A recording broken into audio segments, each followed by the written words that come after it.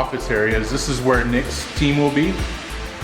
This is where our safety integration team will sit, and they'll occupy almost all this space right through here. There's various conference rooms and offices down this way. Right there is our main conference room, which will be set up primarily in a training format, which will have tables all facing one direction. As we continue this way,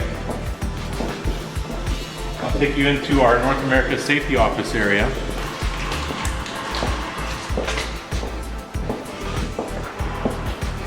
So this is the area where the North America Safety Office team will be, and the folks that will be in this area are Chief Safety Officer Brian Duke's office here, various directors' offices and conference rooms.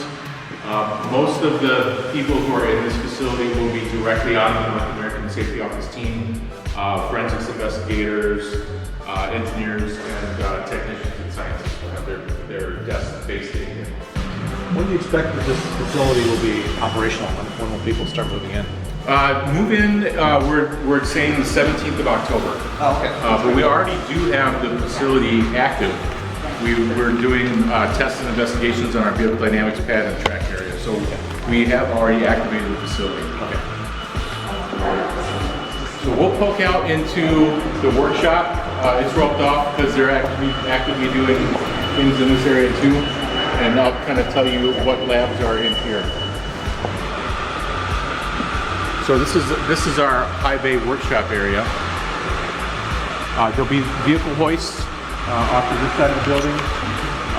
Various laboratories in the building. Most of the labs in this still are in this building. We have a couple outside, which you've seen, the vehicle dynamics and track area.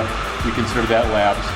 We have a battery investigation lab, which is a small lab between our full-scale crash lab and our vehicle dynamics and track area. There's a concrete cinder block building, which is our battery lab. And so in here we have 9 different laboratories. We have infotainment, cybersecurity, we have ADAS, a safety impact lab, which Nick and his team is looking forward to using. We have a connected car lab, a user interface lab, and in just a minute I'll take you in the materials and forensics lab and the electrical lab.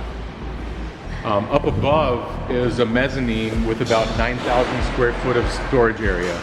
So there'll be a couple areas up there that are secured so that we can put things in that we don't want anybody to have access to for active investigations, or if we have to, for litigation as well.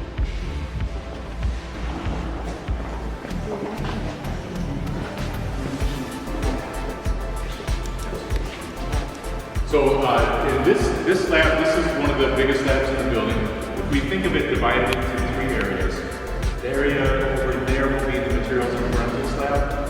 In the center, we'll have a hoist and inspection area, and we'd like this to be the first stop along the chain as investigations happen, which could be internal, not always external. Right? We do like to find things before our customers do. We like to find things before outside parties do, and do internal investigations. David, you had a chance to take a peek inside the building. What are your impressions of this facility? It's state of the art, and it's really going to help push safety forward, not just for Hyundai Motor Group, but for the automotive industry as a whole.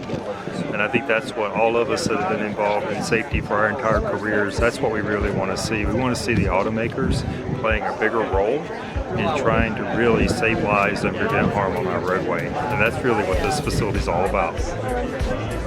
It's all about safety. You know, we're gonna learn, we're gonna investigate, we're gonna tear down, we're gonna reconstruct, and we're gonna get better. That's what we're all about.